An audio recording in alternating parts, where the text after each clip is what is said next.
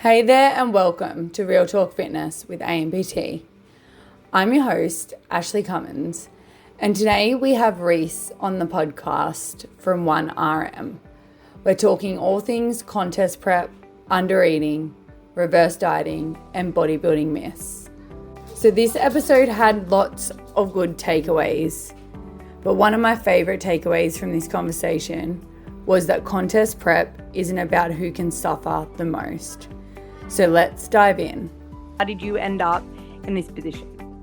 Yeah, great question. So I haven't, fun fact, I'm not sure how much people know, but I haven't actually always been a coach. I am a tradesman by trade, so I did that for the first 7 years of my life. But I've always been, into training, and to have my own journey myself, and always been into training, nutrition, just knew that I just loved that. I remember I literally remember going home from school and watching bodybuilding videos on YouTube, like just watching stuff on YouTube and just be like in awe of seeing these guys just looking like absolute superheroes. So yeah, I obviously had that past, and then obviously decided to leave my career, I guess you could call it, just before the COVID. I moved into the industry. I studied obviously nutrition and studied my Cert 3 and 4 to get into personal training. And then I jumped into, I was working at a supplement store. I was working at an F45 back in the day, doing group classes, doing all of the above just to kind of tick it all over. And then from May, technically it's May, but then obviously COVID happened. So really from September of 2021, that's when I started 1RM Health and Nutrition. That's when I started working face-to-face with people at World Gym Penrith. And the rest is history, really. That's how we kind of got to where we are now. So it's been a long journey, but it's been an amazing journey. And I really credit my success based off some of the life values that I learned in my previous career as well. So yeah, it's crazy because I feel like the passion and I guess the obsession and dedication. I use the word obsession like very lightly, but I feel like that, obviously in your own journey is helped you be able to help others, because I really think that's a really big speaker in itself, right? Like even when I've followed and looked through all your profile, I was like, I'm going to reach out to Rhys and be like, let's have this conversation and share your knowledge, because I feel like a lot of people, say that they can do it. And I've seen it throughout the 15 years of being in the industry, but they're not really passionate, which is why, they don't last or not successful like yourself with so many athletes. But what contest prep misconceptions, because I guess for anyone listening to today's podcast as well, when we see all these fitness models and there's been a lot of comps of recent actually, and you see them step on stage, I guess people, it's so easy to judge a book by a cover. It's not healthy and all of this sort of stuff. So what are some misconceptions that you could just share with the general public about stepping on stage and the general health of the person at that level? Yeah, so I think just to lay something out, that what we do isn't necessarily deemed to be healthy, but we do it in the healthiest way possible, right? So it is obviously not healthy to get down to that level of body fat, but we do that in the healthiest way possible, or every coach should be able to provide that service to ensure that their athlete does it in the healthiest way possible. So Yeah. I think the biggest misconception that people have is, and this is more going on the athlete side of things, and especially with the standards being raised these days, is just how long it's going to take you to get into contest prep, I guess, conditioning. So there's a difference between looking lean, there's a difference between looking shredded to every day and looking good in gym photos and stuff, and then there's the contest prep lean, and that is a whole nother 12 to 14 weeks after being shredded.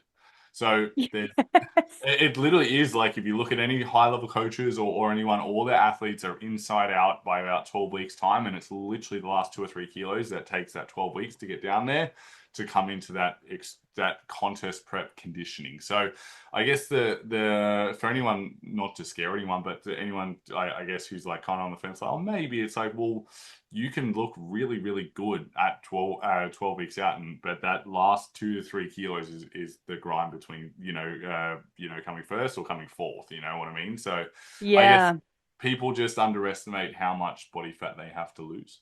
for contest prep as well. And I think the other way that that comes around is every good coach will always make sure that you're in a good position to start the contest prep. So you need to be in a really good starting position. And that comes with being, it's not just a 20-week like diet. It's like, no, no, no. There's a whole 40 weeks that we spoke about beforehand, making sure you're starting in a good position. And then also, yeah, like the contest prep itself can't just be 20 weeks. It's got to be a little bit longer than that to allow for X, Y, and Z, so that you don't have to be dug into the trenches to, I guess, produce the best physique on stage. And I guess going into point number two, it's like it's not a suffer contest either. Like it's not who suffered Yes. the hardest. It's not who did the most work. It's the best physique on stage. And sometimes some of the best physiques on stage are people who just dieted, genetic freaks who just dieted down and then thought, oh, we might go and do a show. And Yeah, so yeah.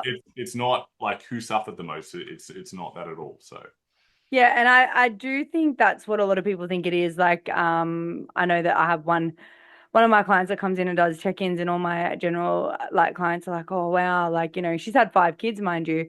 Oh wow, I wish I could do that. And I was like, it's been years to get to this point. Like, yeah, it's not just stepping on stage. So if someone sort of come to you with this, because I feel like this is something that's not spoken about as well, is that a lot of and because you don't just do contest prep, and I think this is a real big part of today's podcast that I really wanted to focus on, is so many, especially so many women listen to my channel obviously as well, but so many women want to get toned, which obviously both you and I know you need to build more muscle, but they constantly undereat.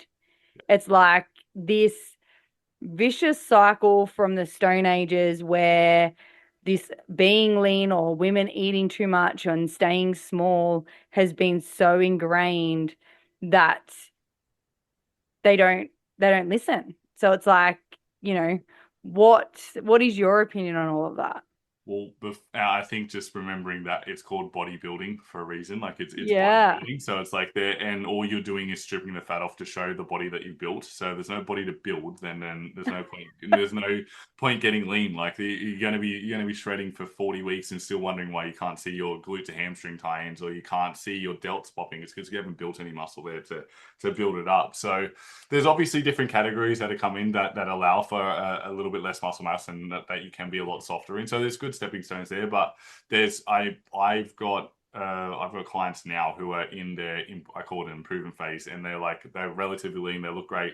I'm like, no, we have to eat more, and they're like, oh, I don't want to. I'm like, I don't. Yeah. Very politely, I don't care. Like we have to do this, and then all of a sudden they start to kind of come along. They've been with me for a while, so I can be kind of very straight and direct. Like Yeah. I don't care, we're doing this. So, but yeah, if you haven't gone through the stages of a proper improvement phase, if you haven't gone through the stages of maybe a mini cut to see how you diet, like there's all these other checklists that we have before stepping on stage, and it's like you have to have built the frame and a little bit of the physique first, but to actually earn your stripes, to then go, okay, is competing for me. Yeah, and I feel like even just the general public, obviously with the education that I try to educate a lot of my clients with, is a lot of them aren't willing to do that improvement phase. They're like, oh, I can't eat more. Oh no, I don't want to lift heavy, but I want to look like this. Yeah. I think that's where I'm probably a little bit blunt, but No, again, then the my psych brought you clients, on. yeah, my clients will come to me for that, and I'll just say, look, you literally will not look like the person you are looking up to. They've eaten 2,500 calories if they're a female. They've trained 4 sessions to failure. Like and that's what they've done for months and months on end.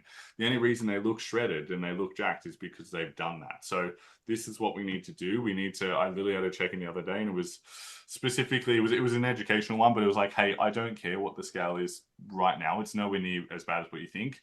We need to focus on performance in the gym, and we need to focus on performing, because that's all I care about. Because when we shred them, when we move into our pre-prep phase, I need to make sure that there's some muscle there that we've built and Yeah. we've improved on, so we can actually shred down and see it. So Yeah, and I think that's I guess kind of leads me into, why scale weight isn't the whole story, in terms of a lot of people, as I said, are so driven. They look at this and they go, I want to do that, but yet the moment that the scale goes up, they go, oh no, no, can't do this. So the psychology behind and actually understanding, like I really like how you explained that. And to anyone actually listening, is that, you know, you've got to build the frame. Like if you want to look a certain way, you Yeah. need to be able to build the frame. So um when people like, this 1200 calorie or 1500 calorie or this eat less, move more trap, what is your ways that you work with your people to educate them? And especially to anyone listening, I love how blunt you are because that's how I am too. Some people don't like it, but I was like, sometimes the truth hurts. But like, what are some ways or tips to help people and educate people that are listening that are stuck in that? I think the easiest way is to put proof in the pudding. So I think it's to build trust with the client. So the whenever someone's thinking about like that, there's obviously a little bit of an anxiety coming from behind there, right? So there's a little bit of anxiety around moving forward. So there's always, I guess, that building that trust to just align to be like, cool, I understand why you feel like this, and I get it. You haven't like we haven't been shown the right way first, but I promise you, if you give me 6 to 8 weeks and we do X, Y, Z, and we slowly increase the calories, I promise you, you're going to look leaner, you're going to perform better, you're going to feel better, and you'll be eating more than you ever did. And I think getting that one, just understanding the client on that level, and then two, then being able to get that buy-in to be like, okay, this is going to be tough, and you can reach out to me whenever you need to, and we'll work through it together. But at the other, we're going to come out the other end, and we're going to come out absolutely firing. Then it's like, all Yeah. right, I'm here for it. You know what I mean? Rather than just, I potentially not sure, but other coaches saying, "Oh, you're in a build now. Eat this many calories," and then the freak Yeah. out happens. It's like, I think just education to eliminate the anxiety, because whenever someone's anxious, it's because it's from lack of knowledge, right? So we Yeah. educate as to why we're doing it and what's going to happen when we do it, and we kind of build the understanding, like, hey, I understand why you feel like this, but I promise you, we do X, Y, Z. We're gonna achieve what you want to achieve. Yeah. No, I 100% agree with you. I just had a new client come on board and swapped coaches, and that exact thing was happening. No, you just got to eat this much. It's going in for a hip replacement. No, you got to keep eating this many calories because you need this, this, and this. And the client was freaking out and going backwards. And yeah, it's like, wow, there was no Had the exact same education. had the exact same thing. And I think the other thing as well is that I've spoken about this a lot, but like if you're a good enough coach, which I'm sure we both are, there's ways that we can increase calories without having to shovel spoonfuls and spoonfuls of rice in. Like there's easy ways to do it. So like Yeah. it's just an increase in calories so that you can increase performance overall. So Yeah, 100%. And the, that 1200 trap that I spoke about, and that's more just leading towards like, I know that there's a lot of people listening that are probably like going, "Oh, yep, that is me." That they're feeling better and training better, recovering better, all those sorts of things until you physically do it and trust the process and feel it. I guess, it's kind of beating a dead horse and saying you need to eat more until they feel it. So, I, I had a I client, to give context. She come off the gastric sleeve and last year, and then she was on about 900 calories when she started with me. Wow. And we built up, and now we're up to about 2,200. And she just sent me a video today, and she has striations in her traps from how much she's in. She's like, "Is this normal?" I'm like, "Yeah, I told you that would happen." And she's like, "Oh my god!" So yeah, it's Yeah. been a wild journey, but obviously props to her for trusting the process and trusting myself. But yeah, that's what you can choose. Yeah, yeah.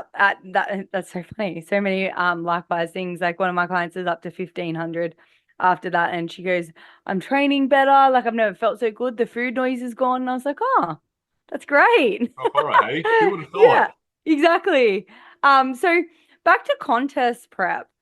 The like the food obsession, the mental side things, the low energy, um, what contest prep actually feels like. Can you sort of do a massive brain dump for anybody that might be sitting on the fences listening to today's episode? Yeah, cool. So look, contest prep feels like all of the above that you mentioned. Like it's inevitable that you're dieting, right? So essentially, you're forcing the body to lose body fat that it does want to lose. But in reality, it's really, as long as you have the habits built up before you start the prep, like so you have dieted before, you have your kind of lifestyle in check, you know that you have to bring meals everywhere, and that should be, I guess, staples that kind of built in before you even start the prep. it's really not that different to normal life. It's literally just eating, training, and working with less food. That's all it is. So it's, I guess it can be brought up to the worst thing that you would want to do. And you see it all the time is people will come online and they're like, I'm starting prep. It's like, that's awesome. Like, I get it. I know you want to share your journey and that's awesome, but like, you don't need to, because nothing changes. All we've done is just reduced your food. And really, none of those kind of symptoms should kind of sink in until at least the 10-week out mark anyway. So the first 12 to 14 weeks of your prep, probably going to be pretty comfortable in the same sense of dieting. Then obviously once we hit the kind of 8 to 10 week out mark, you know, the 8 to 12 week out mark where things start getting a little bit grinding, we're getting quite lean. Yeah, obviously you're going to feel hungry. If you're not feeling hungry, then we have issues, like, and we're probably not dieting. And I think the easiest way to navigate that is just to lean into it and just go, I'm hungry, I'm in the right place, this is good. So try and build that positive affirmation around it. The food noise is going to be there, but I think doing your best to eliminate it as best as possible. So not surrounding yourself with, I guess, you know, with certain foods, not restrict, not, I guess, taking yourself away from situations, because you don't want to do that. You want to be able to differentiate, but there's easier things of, I guess, not playing around with your food too much, keeping it super simple, super basic, so you're not searching for that dopamine and not trying to add in heaps of sugar-free stuff just to make it taste all nice. Not watching food porn on Instagram or anything like that. Like, it's just, yeah, it's there's lots of things that you can do to minimize the food noise, and you really just want the meals to be there, and you don't want to think about it at all. So the meals should literally just be set, and you really don't want to be playing around with them unless you're a high level athlete and you prepped a few times and you're kind of comfortable with it.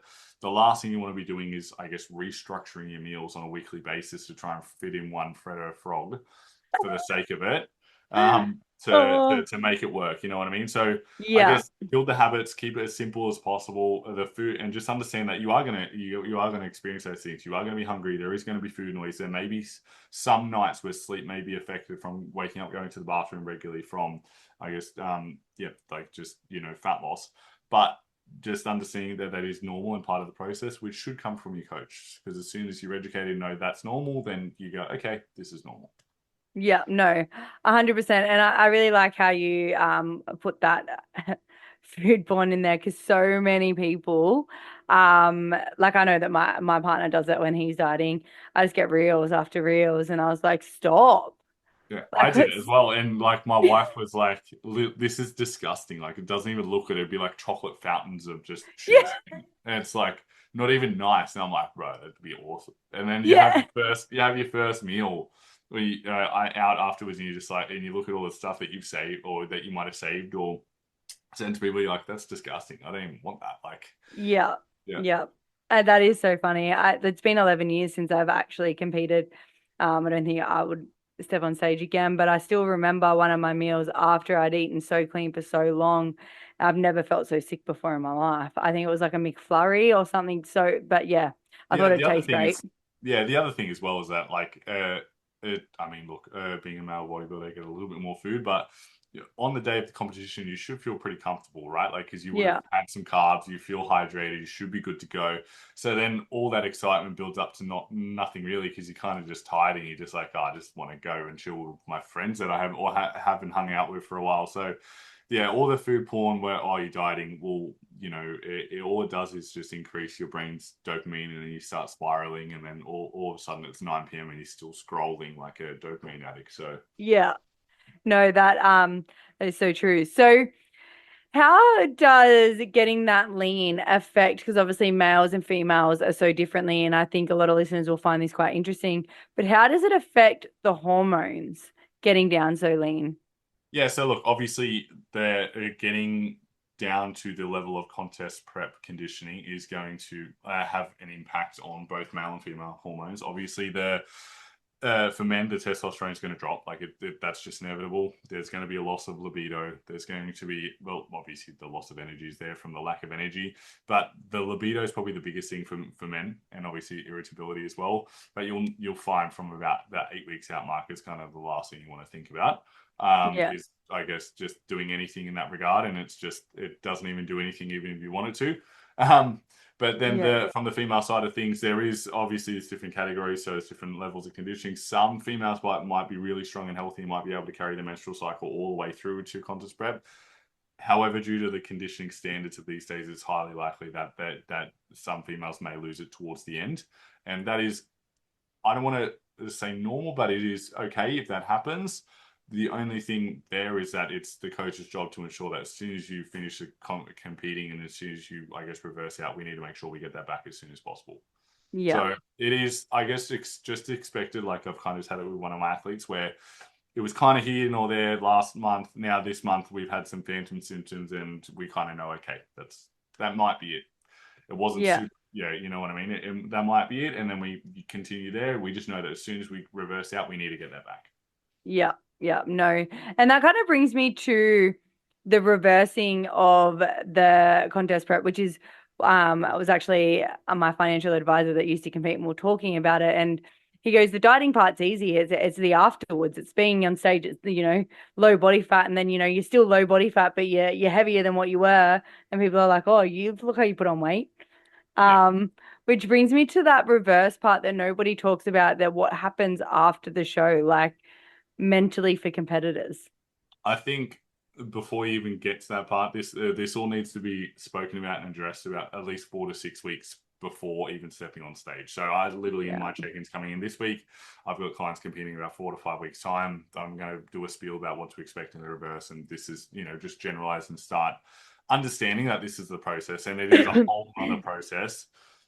At least 8 to 10 week process after competing. So understanding that you're not going to feel healthy up until at least 8 to 10 weeks post that. So I guess after you step off on stage, you're obviously going to share a meal with family and friends, and then it really needs to be get back to business and still have the same standards and structure with a little bit of flexibility. Now, I personally prefer a recovery, depending on how lean the client is and the conditioning level. For most of the clients who are getting, I guess, striated glutes, I'm going to call it a recovery phase, where it's like, cool, we need to get you back to this level of body fat mass, not as quickly as possible, but within a relatively quick time frame. And I'm going to have a rate of gain for that. So, I'm going to push their maintenance calorie. I'm going to push their calories, and probably going to go above their maintenance calories as well, just because I know that hunger, because it is going to be rampant through the roof. Your body's releasing the hormone ghrelin. You're going to be hungry no matter what, and it's never going to be satisfied. So I would rather just give you extra food and you eat that, and higher voluminous food, maybe some extra vegetables and that sort of thing, to, I guess, somewhat satisfy that feeling of feeling full, rather than you feel guilty for overeating and then overeating the plan, and that kind of that slow Yeah. reverse out, to me, just doesn't really achieve what we want to achieve, which is get yourself back to the healthiest baseline of body fat as possible within a relatively short, quick time frame, so that essentially you can get back to building muscle, because that's what we want to do. Yeah, yep. And I think that the mental side after a comp nobody speaks about. Like I remember, like, excuse my French here, but fucking around and finding out, and I didn't reverse diet properly after one of my comps, and that exact thing, that hunger, that overeating, waking up in the middle of the night eating, I Yeah. was out of control. And yeah, the spiral that nobody talks about mentally, the ups, the downs, the everything in between. But I guess that kind of brings me to, like, you kind of spoke about the recovery like phase afterwards. But when you do reverse diet, I guess with these competitors, is to bring their body fat back up to normal, is like, how do you ensure that they're not just having excess, like gaining excess body fat with their, Yeah.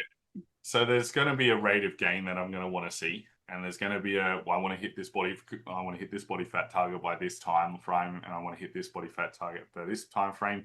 What will inevitably happen is that everyone will eventually get to a set point to where they feel comfortable, where they can operate normally eventually, right? So even if you have the person who goes, and I competed, there was a guy and he put on 20 kilos in 2 weeks. yeah, Um, wow.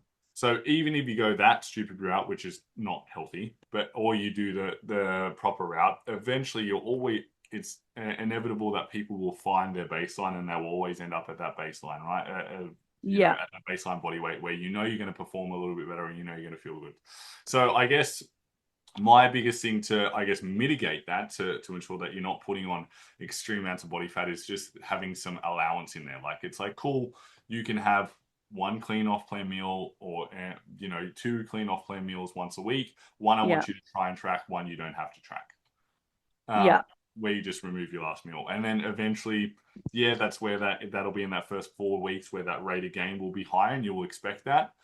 And then after that, you'll be like, okay, cool, you've had a little bit of your fun, let's pull back to one off plan meal. And Yeah. then that should subside, and then and then eventually you kind of titrate that out into what we do as normal life, where you pretty much eat pretty much on plan and maybe have one off plan meal a week or whatever, when you're up at that healthy-ish body fat level. So Body fat. Yeah. it's giving that allowance in the first 4 to 6 weeks to be like, cool, I know you're going to eat, I know you're going to want to go out and have have some off plan stuff. That's fine. You get one sensible meal a week, and then I want you to track the other meal as best as possible, and then everything else is on plan, and then going from there. Yeah, yeah, no, that definitely makes sense.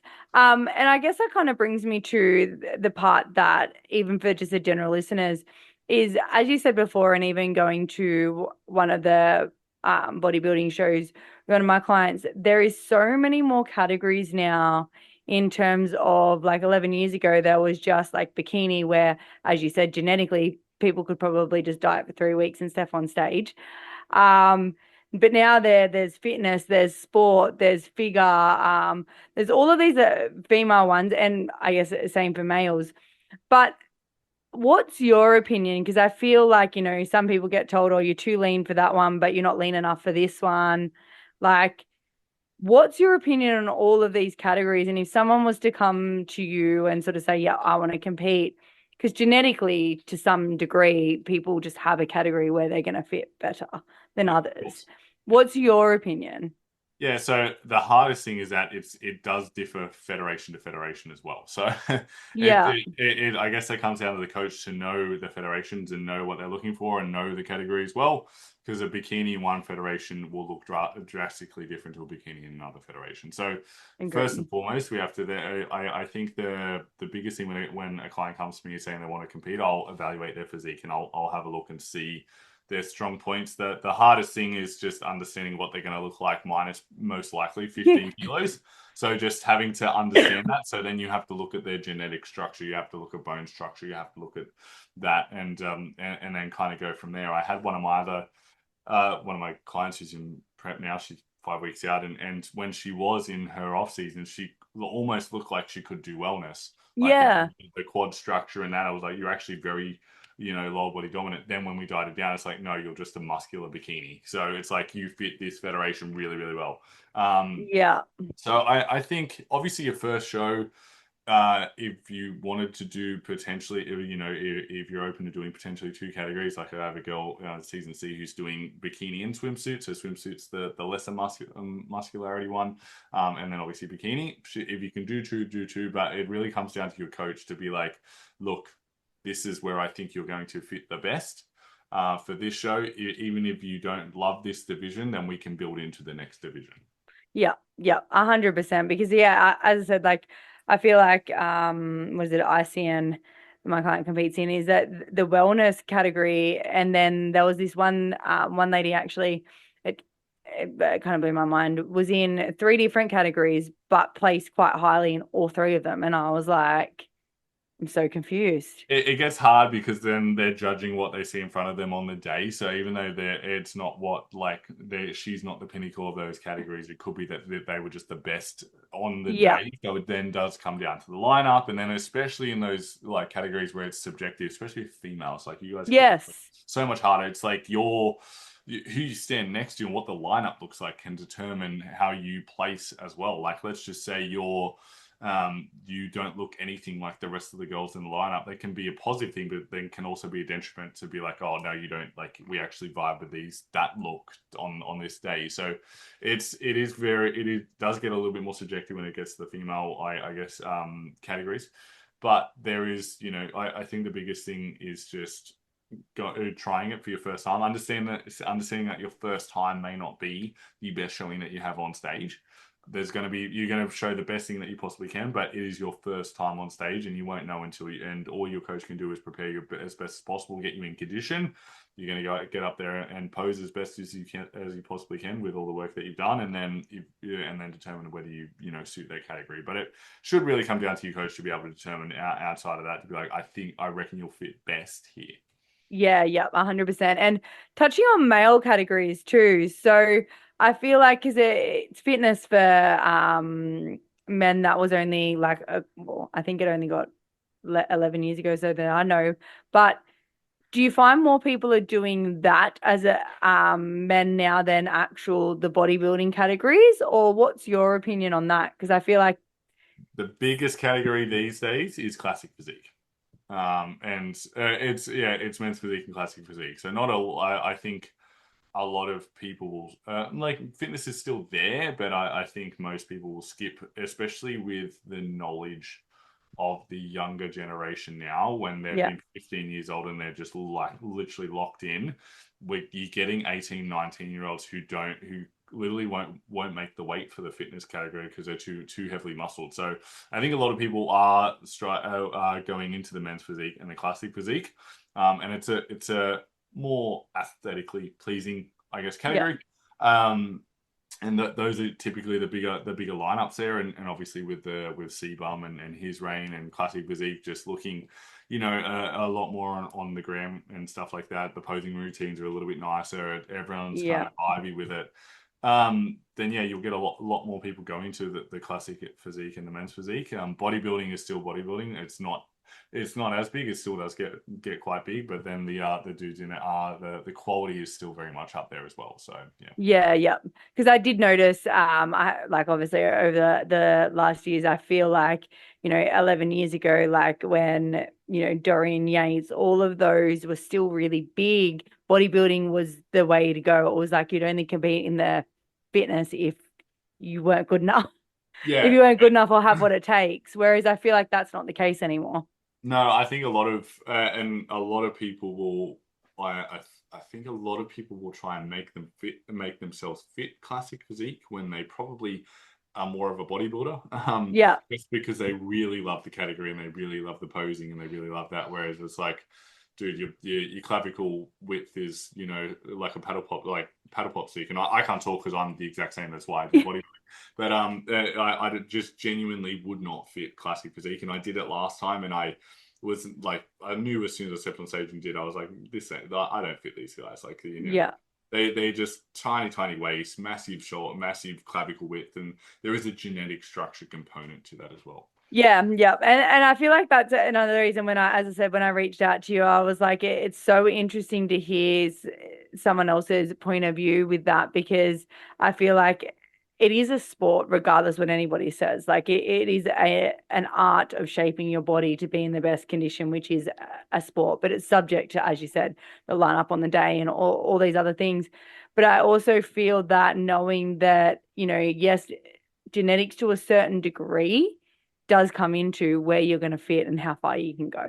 Yeah, 100%. It would be silly for me being 6'2" and having, really narrow clavicles to think that I would ever place extremely well in classic physique. And I've got my client and my other coach, Jesse, who's competing. When we pose together, he hits a front relax and he's upper body just keeps going out and mine kind of stops. Granted, I probably need to do some more work in my lats and delts, which is what I'm doing, but it's even still looking at the genetic structure of that. His waist is this big and then his lats kind of go out. So there is a genetic proponent to that. And I think, especially if you go to your coach and let's just say you are dead set on a certain category, if your coach says, listen, you don't actually suit that right now, or hey, like genetically, you're more suited for this category. I think you have to be open-minded and not be, this is all I want to do and do that. Or if you are that way, just expect to understand that, hey, we might not place well, but if you love to do that, then that's okay. Yeah, yeah. Because I feel like that, like as coaches, and I'm sure you'd be the same, is that I hate using the word genetics in some aspects because people, especially general public, throw that around, oh, it's just my genetics. And I was like, that I feel like there is a real time and place to use that word in terms of, as you said, these sort of sports where, and even elite level sports. I was having these conversations with different people with runners and stuff like that. I was like, it gets to a point in a sport where your your genetic build-up will take you that extra 5% that separates those that are at 90 to those that can go to 100.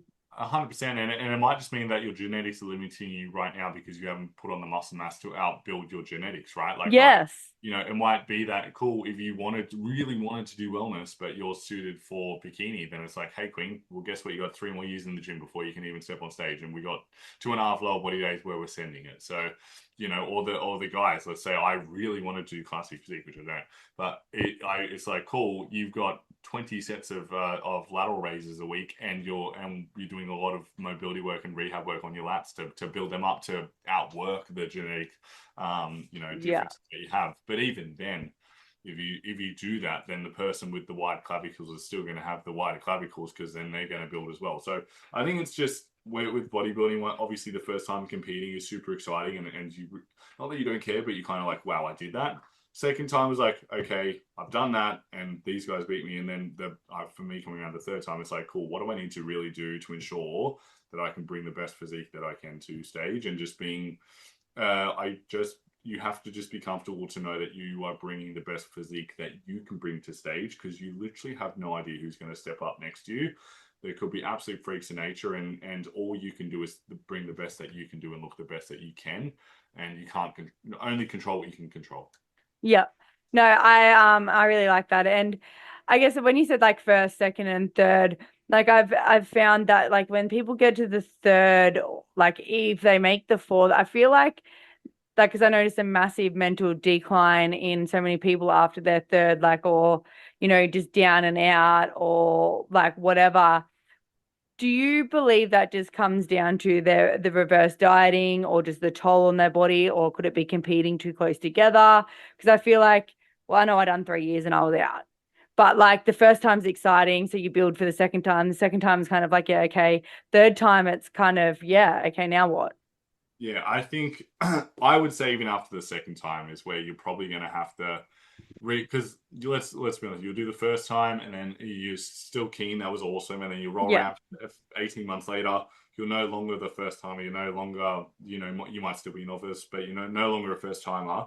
So now you're up against people who are more experienced, and then you may not win the show, and then you're looking around going, oh, that was great, but why didn't I win? And then that's where you have to have the mindset to go, what do I need if I'm rolling around for the third time? What do I need to do to make improvements, and how long is that actually going to take? So for me, it's been 3.5 years since I stepped on stage last, and I'll be running through for season E, coming through for 27. But I knew as soon as I stepped off stage in 2024 season A, I was like, okay, cool. We need at least 3 years to make sure I put on significant lean tissue mass, and it needs to be like it needs to be high level of quality to be able to be competitive. Yeah. So, Yeah. And I feel like a lot of people, like they don't have that. It's like either, as you said, like the second time. Like I've seen it more so much the third time, than yeah, to make it that far. But a lot of people don't have that dedication to be, accept the fact that it is 3 years. It is like, as you said, doing what you said before. It's still being on your meals. It's still doing all of that. Like the prep part is the end part. It's not it's not the makeup of it all. yeah, 100%. So And and I think as natural athletes, so you just have to understand that it's to put on quality tissue, it takes time, which is really monotonous, and unfortunately, you don't look amazing in an off season, but it's just what needs to be done, and you just need to have that goal of like, cool, this is what we're working towards in the long run. So yeah. obviously, your coach should be able to help you with that, and should be able to reaffirm yourself and be like, cool, this is where we're going. But yeah, Yeah, no. Well, if anyone is listening, and I'll obviously pop some snippets of today's video, but if you are thinking about competing, please reach out to Rhys and the guys at 1RM, because I do feel that, looking, even if you look through their gram and their quality of their athletes, definitely worth some time to check in. But I do have a few random questions. What hit do me. you feel is your biggest bodybuilding myth? Oh, biggest bodybuilding myth. The biggest bodybuilding myth I would say is that okay, I don't know if this is a myth, but the vodka the night before doesn't do anything, bro. Like it's so much variability, and I get that there's probably people watching this that have had the vodka the night before, won a pro card. But you didn't win the pro card because of the vodka, man. Like you just like we need to kind. I think that needs to be cut out. The last thing I want to do after dieting for 30 weeks and the night before a show is have a shot of vodka to try and dry myself out. Like oh my, like that just needs to stop. That needs to stop. Yeah. I think it was red wine back in the day when I Yeah, was Cab competing. Sav, wasn't it, or Yeah, something like that? Yeah, yeah, red because it wine. dries you out, and it's like cool. Like, yeah, that might work, but then like, why not just come in conditioned and look good Yeah, the day before and go to bed really well? Like, yuck. yeah, yeah. What do you think is the most overrated supplement? The most overrated supplements, I would say anything that isn't a stimulant that is going to increase fat loss. So anything that's like acetyl-L-carnitine or any other or any tea that you think is going to increase fat loss. Obviously, Tea. stimulants gets you out of bed, gets you moving. So some caffeine is going to do that. But I think, yeah, any of those supplements where it's like, "Oh, take this before you do your cardio," it's like doesn't matter, bro. Really doesn't matter.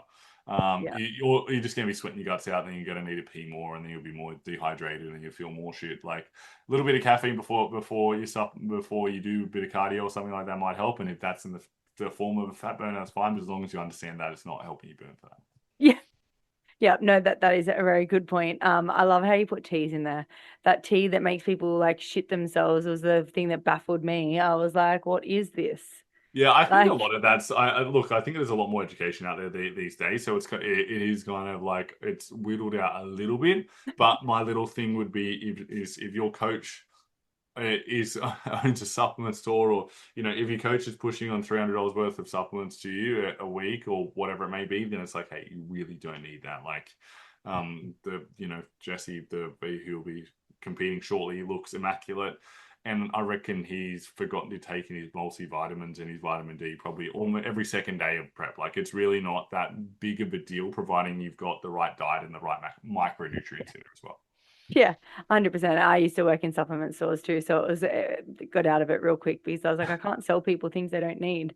Yeah. I was like, this is horrible. Um, what do you think is the most underrated nutrition habit? Can The most underrated nutrition Nutrition habit is habit. eating the same thing every single day. Like literally, there is no falter from it, and that goes from I guess off season to prep. Is that there should be a base meal plan that you gravitate towards. That's your base, and yeah, things might tweak here and there, but it should be base. Like that, for example, I've eaten oats for the last 10 years every morning. Like it's just what I eat. Like you know what I mean. So that then and especially moving into prep, it's like cool. It's the same food. I just have instead of having 80 grams of oats, I might have 60. Like it's the same thing. And then once you start prep, I guess knowing that as long as that's set, then it's like, cool, we really don't want to change that.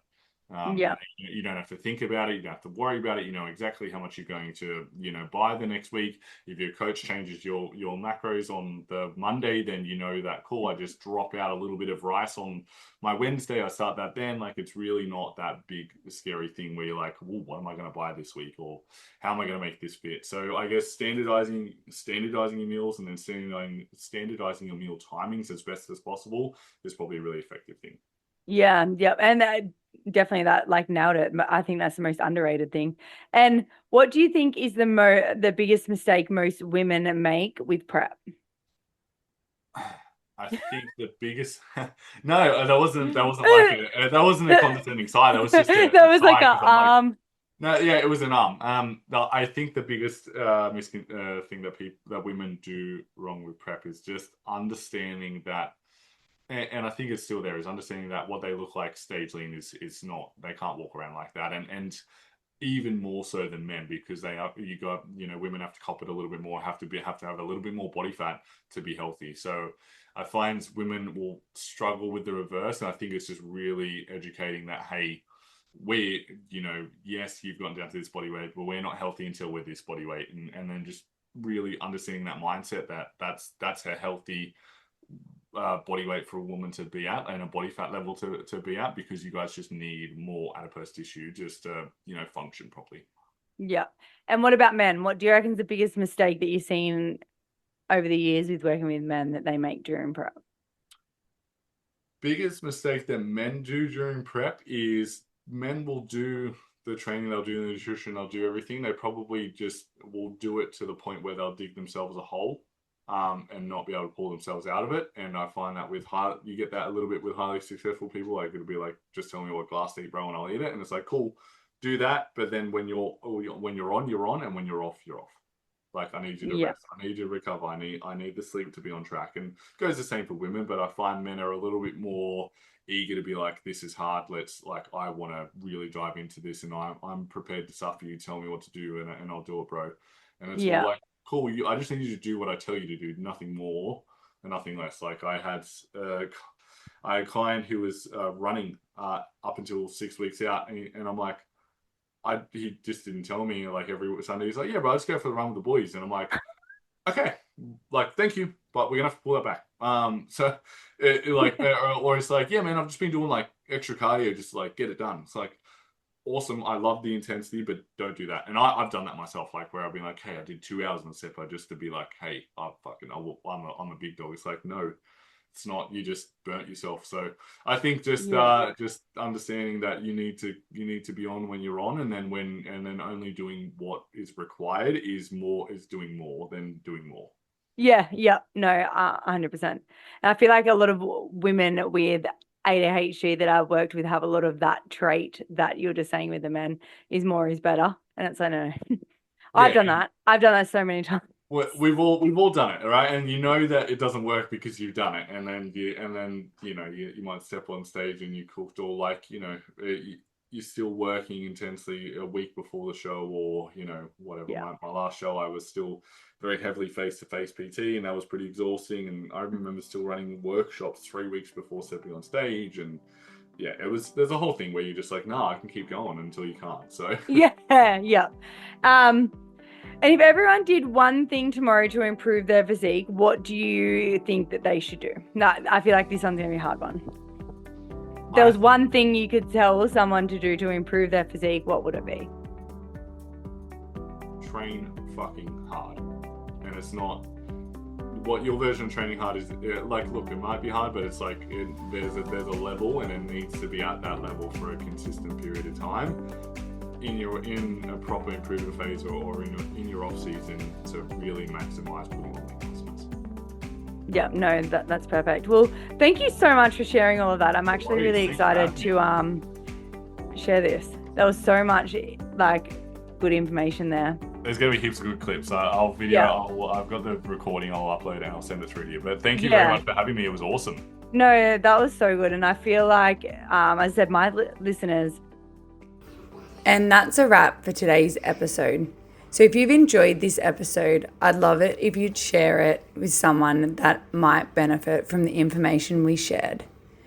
Because if we can share this and get all of the knowledge and information out, we can help one person, which can help many. So whether you're a competitor thinking about competing, or simply someone trying to lose body fat and build muscle, there is so much value in today's episode.